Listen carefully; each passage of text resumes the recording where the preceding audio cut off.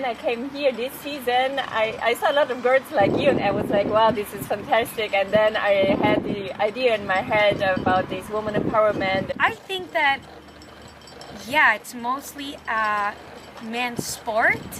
So it's been very interesting knowing how to navigate being a female and surfing big waves, definitely. I was just thinking about that when I was over there. I was thinking about it's very hard to conserve the femininity because you end up with so many guys all the time and like teaming up with them or like learning from men that you kind of have to become a little bit like one. And then you're like, oh, wait a minute, I'm a girl.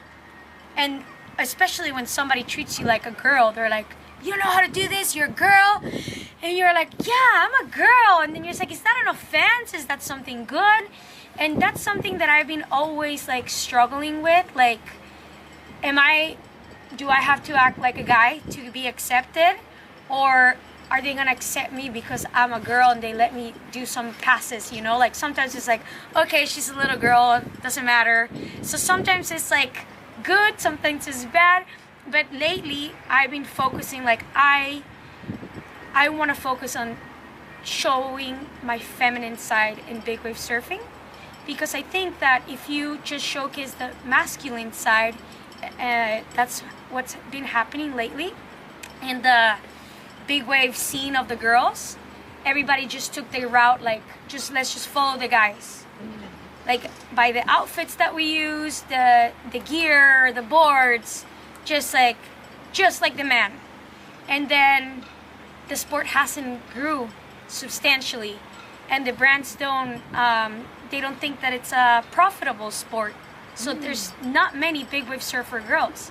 So I think that in order for the sport to grow and for athletes to get paid and be something good and like lasting, I think girls need to showcase more the feminine side so it's more approachable. Because when a guy sees a girl, they're not gonna be like, oh, that's something I want to do. Guys look up to guys. So girls seeing a girl that they cannot relate to, automatically it's like, I don't look like that, I don't act like that, so maybe it's not a sport for me. And I want to show everybody like, oh, actually she looks really small, she looks like a girl, she acts like a girl, I think I can do that. If she can, I can. And that's like my whole mission lately, is just trying to make it a more beautiful sport. It sounds so weird because most of the girls don't want competition, and more girls means more competition, right? But I think if you think about it, maybe I have like 6 years left of this. So after me, there's gonna be only a few. As is if things keep on going the way they're going right now. And then it's gonna be a dying sport, and all the efforts and all the battles from the people before me and me are gonna be lost. And somebody else is gonna have to start from zero. And it doesn't even have to be your competition, it could be your daughter.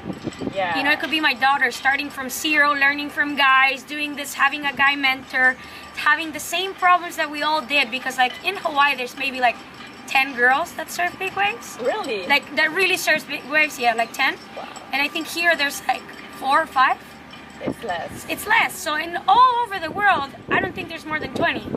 I noticed that after my generation of big wave surfing, only a few girls came after me. And it's just like a lonely road. And I was lucky that I had a mentor that was a woman. She's a Brazilian woman. She was one of the first female big wave surfers. Her name is Sylvia Nabuco. She used to be a triathlete, like an Ironman competitor. And then she found big wave surfing when she was 35, and she started surfing, and she still surfs until now. And I had girls my age that started with me. So we were all like, let's do this together, even though you always have to like blend in with the guys. Sometimes I was just me in the water and 60 guys. So Wow. I'd say like for the future of the sport, if you really love the sport, it's something that it must be like our task. Well, it's interesting because I feel like in Hawaii I already gained my spot.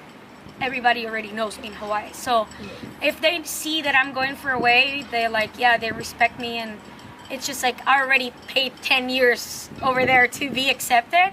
But here it's such a new world. I know some of these guys from Hawaii before they were super famous, so they treat me really kindly.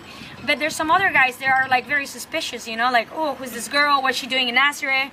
And like, unless they like investigate my social media and it's like, oh, actually she knows how to paddle big waves, they would be like very suspicious of me. And not everybody's gonna take the time to investigate. There's like, oh, what's this girl doing? But I've seen, surprisingly, this year I saw like, I don't know, 7 girls trying to surf Nazareth, which is like, wow, I can't believe this is like a famous spot to just try to surf big waves, you know, but it is becoming something like that. I live on the North Shore of Oahu, and it's a very like, it's like a scene for big waves, but mostly paddle surfers. Not everybody tow surfs over there. And the other island on Maui, people tow surf, and there's actually two really good girls that tow surf all the time over there. Okay. And her name's Skylar Lickle, and she's young. She's 23, and she's like she's an upcoming star. And then there's Annie Starred, and I think she's 25. So those 2 girls are the last generation of girls that committed their lives to big wave surfing on as far as now. But after them, I guess it's like my generation. The middle girls, I would call us, like, I don't know, Emily Erickson, Raquel Heckard, me. And then there's like the older girls that some of them already retired. So I would assume this is like a dying sport. Of course, there's gonna be always, like, in my career of big wave surfing, I've seen girls coming and going, but the ones that stay through the seasons are the ones that I consider like big wave surfers. Everybody can be a big wave surfer, in my opinion, until they get a 40-foot wave on their head, and some of them never come back, you know? And I've seen some girls that just show up the first season, they get a bomb, and they're like, yeah, I'm a big wave surfer now. And then they break their leg, or like do, like, you know, almost drown, and they're like, I never want to do this again. So the committed ones are very few. I did start a big wave surfing paddling, and towing was something that I would do occasionally. Only older guys do tow surfing in Hawaii. So I would have to ask the uncles, like, hey, can you please take me out just for a wave, just for a wave? And that was my only experience over there. And then I came here to train for my paddling season in Hawaii, because I do contests over there. And I paddled during 3 weeks. I was like destroyed.